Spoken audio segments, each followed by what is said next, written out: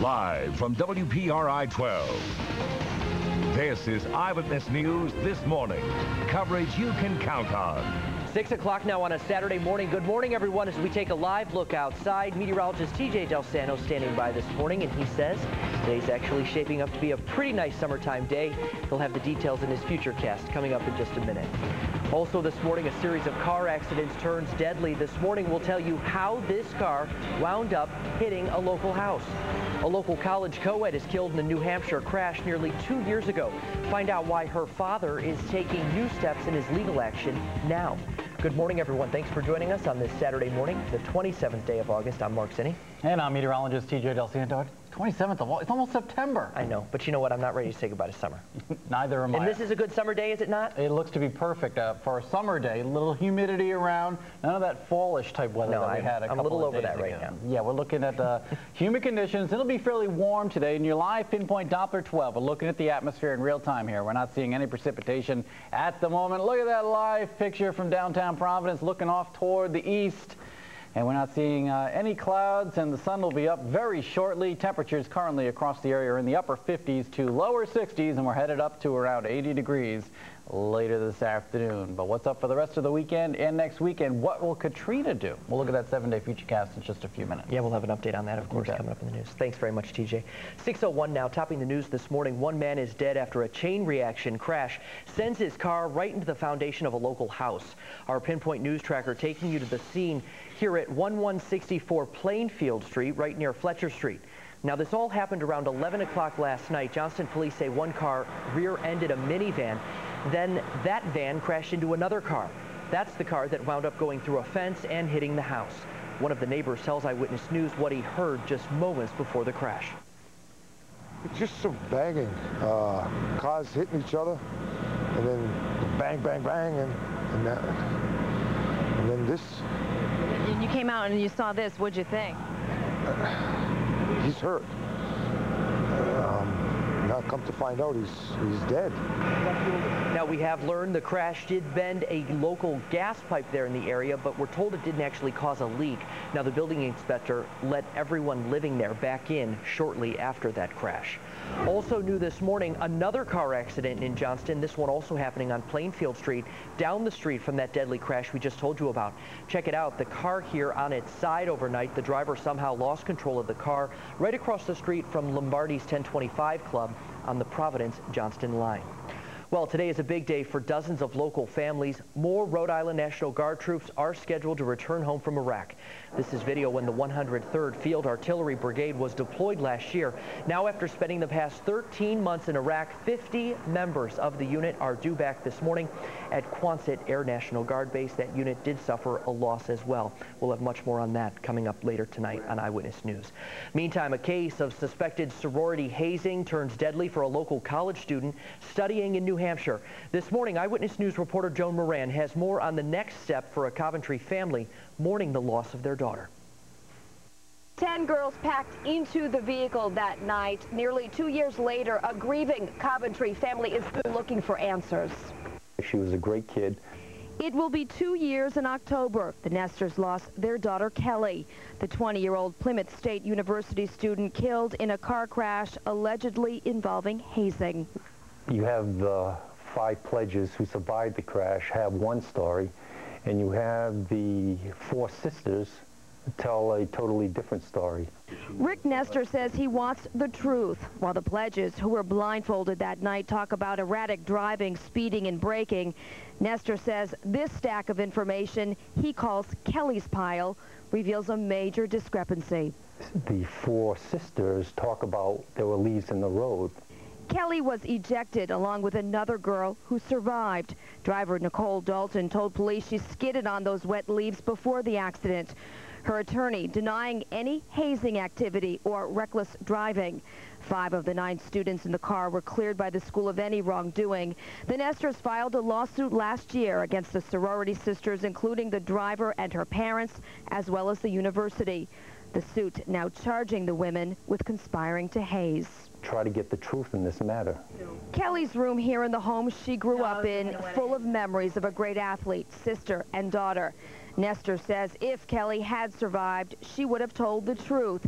He's hoping the girls, who called themselves friends, will own up to what he believes really happened that October night.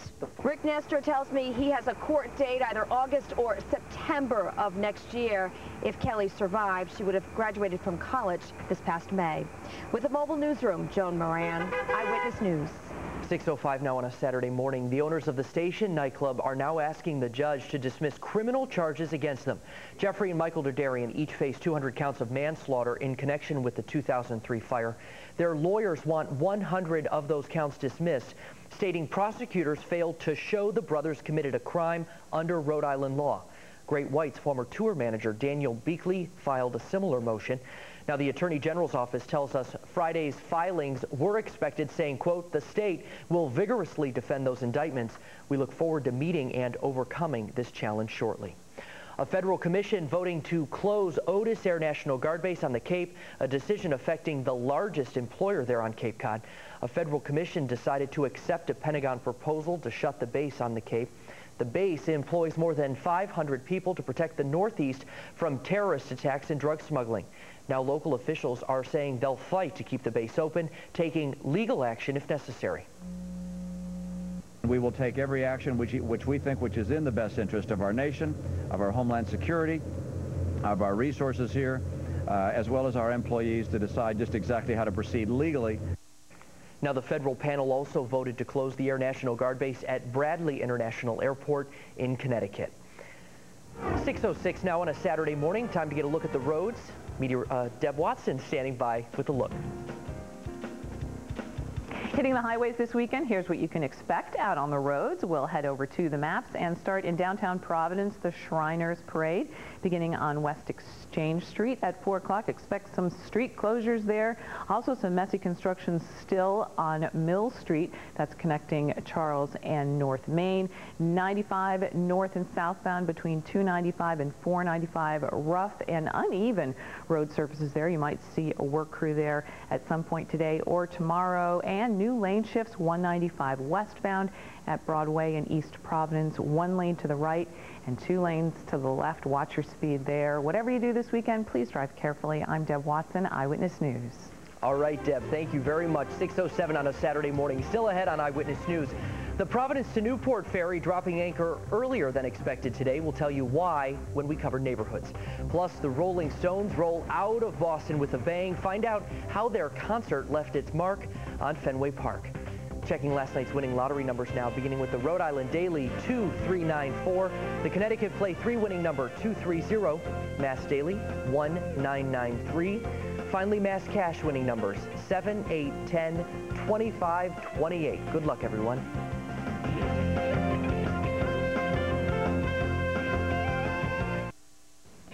Good morning. Your first half to the weekend looking fantastic. Very summery. Expect a blend of sunshine and clouds all day. Temperatures rising into the lower 80s during the afternoon, and you will notice a bit more humidity in the air today. What's up for the rest of the weekend? That 7-day Futurecast coming your way in just a couple of minutes. All right, TJ, thanks very much. Well, we did good night tonight to get out and enjoy Waterfire, which is actually going to make some waves and disrupt RIPTA ferry service to Newport. We're covering neighborhoods now on Eyewitness News this morning. Waterfire officials requested to close the hurricane barrier. That's to keep the water level high for tonight's fires. So Providence to Newport ferry service will be canceled tonight as of 3:15. Regular service will resume tomorrow morning after the hurricane barrier reopens. The tables are turning for the Newport Police Department today. A team of assessors from the Commission on Accreditation for Law Enforcement Agencies is coming to investigate the department.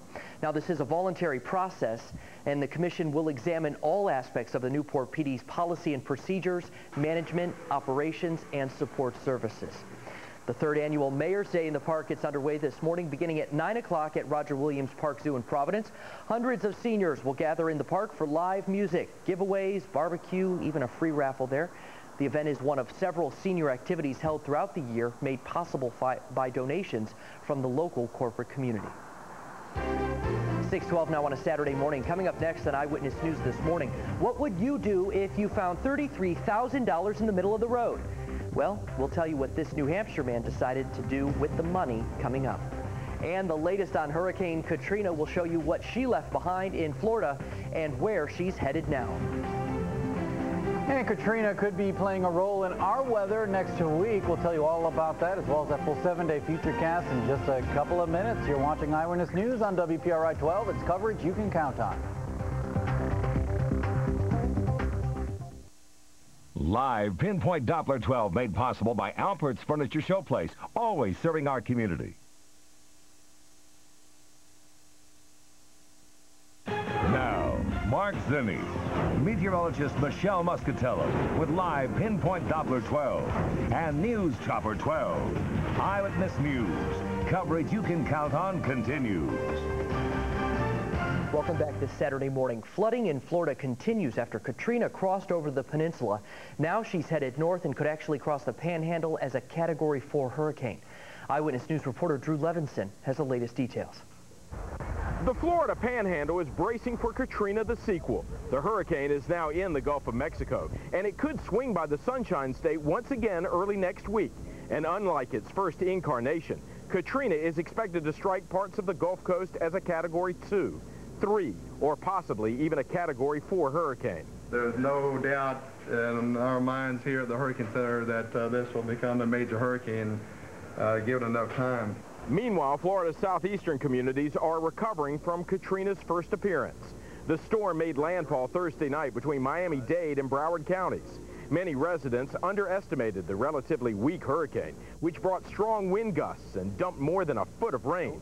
Several people were killed, and more than 1 million homes and businesses lost power. It was worse than I thought it was going to be. Despite the storm's intensity, Governor Bush says most counties are well prepared to handle the damage. He says he's more concerned about the psyches of Floridians. They've now had to deal with 6 hurricanes in just about a year. It wears you down, and in spite of the fact that we're a pretty resilient state. Authorities are still waiting for official damage reports from Katrina's first landfall, but some estimate the figure should not exceed $600 million. Now, residents in Northwest Florida can only cross their fingers and hope the state has seen the worst of Katrina. In Hollywood, Florida, Drew Levinson, Eyewitness News. All right, if you want to track Katrina or any other hurricane this season, all you have to do is download a hurricane tracking chart from our website, WPRI.com. Accurate's dependable, live Pinpoint Doppler 12 is Southern New England's only live Doppler radar.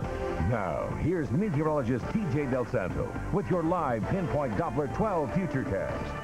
You know, TJ, all the time we talk about these hurricanes, and we're already in the Ks right now. I mean, this has been a pretty active season, has it not? It's probably the busiest on record to the date so far in the season, and we're likely going to be seeing many more. They're expecting to get through the entire list of names during this hurricane season, which would probably be a first for the Atlantic since we've been naming storms, which has been done since the early 50s. Let's take a look at what's happening outside right now. Katrina will likely play a role in our weather sometime next week. How much of a role? Well, we'll have to kind of wait and see for that. Live Pinpoint Doppler 12 showing the quiet conditions here in southern New England. No precipitation to be found because we have lots of sunshine out there. Live City Cam picture verifying that. A temperature of 63 degrees. We have a light wind tending from the south-southwest at around 5 miles an hour or so. Sun up and well, it's actually coming up over the horizon as I speak. Temperatures in the upper 50s and lower 60s. 63 in Providence, 63 in Newport, 57 is the word from Westerly. Our friends in southeastern Mass, a little bit cooler out there in the mid-50s, 55 degrees in Taunton.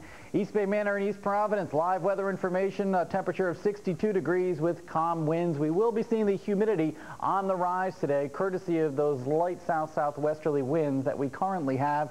And the humidity will be around today, tomorrow, and probably for the next several days. But we're not looking at extreme heat or humidity for the next, say, 4 or 5 days or so. But we are going to be seeing a lot of mugginess around throughout the course of the next, say, 4 or 5 days or so. Satellite radar combination showing some scattered showers off to our south and west.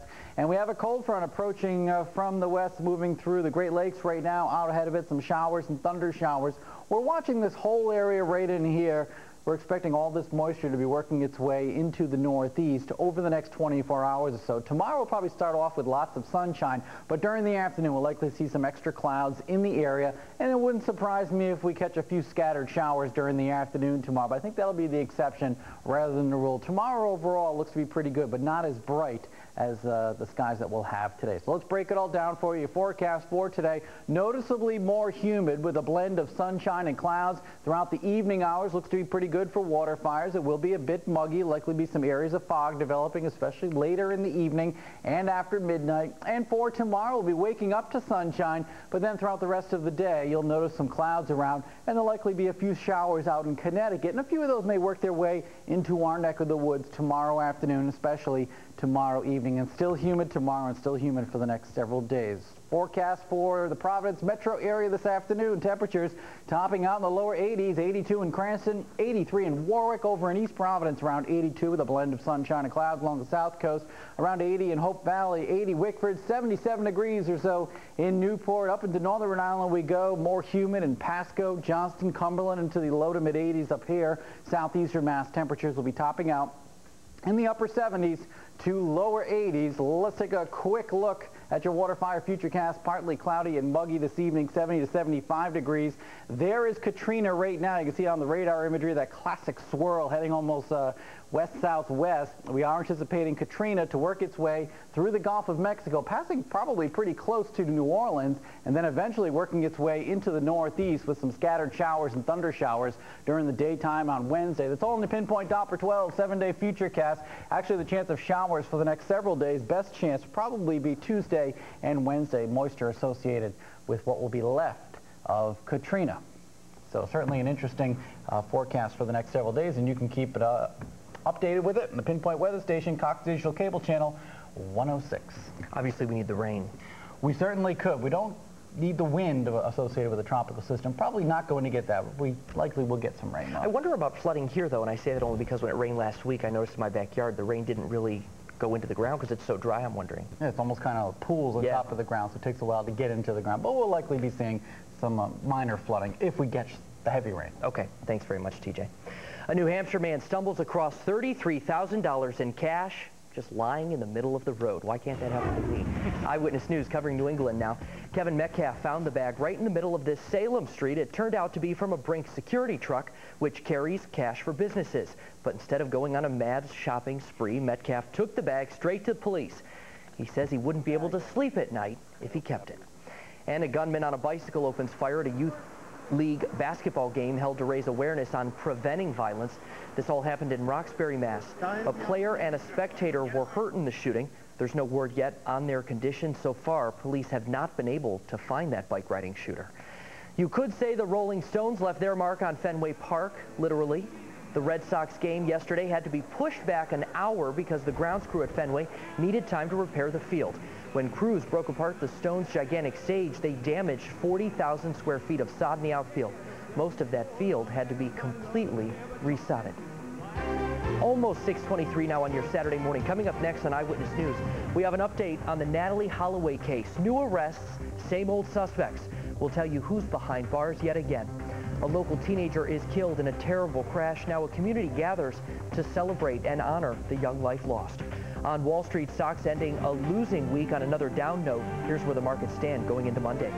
The Stock Report is brought to you by Bank Rhode Island's Custom Business Banking. Now it's easier to switch to a better bank for business. Visit bankri.com/switch. Welcome back. We have new details now in the Natalie Holloway case. Police in Aruba have actually arrested two brothers previously questioned and released. Eyewitness News covering the world now. Satish and Deepak Kalpo are being held again on suspicion of being involved in the murder and possible rape of 18-year-old Natalie Holloway. The two brothers were previously held and then released on similar charges. Holloway was last seen with the brothers and another man on May 30th. The militant group Hamas has released a video of a man claiming to be the bomb maker who's eluded Israeli forces for more than a decade now. Mohammed Deif tops Israel's most wanted list and claims responsibility for dozens of Israeli deaths. In the video, the man praises the militants who have died in attacks against Israel and attributes their acts of violence with driving Israel out of the Gaza Strip. Almost 6:27 now on a Saturday morning. A look at your top stories coming up in just minutes. Fishermen banned from making their catch. Find out why what they're doing instead may threaten even more jobs out at sea. Plus, a local woman makes a shocking discovery inside her own shower. Wait till you hear why it turns out someone may have had their eye on her. And we've had some beautiful weather as of late here in southern New England. When will it come to an end? We'll look at that 7-day futurecast in just a couple of minutes. You're watching Eyewitness News on WPRI 12, coverage you can count on.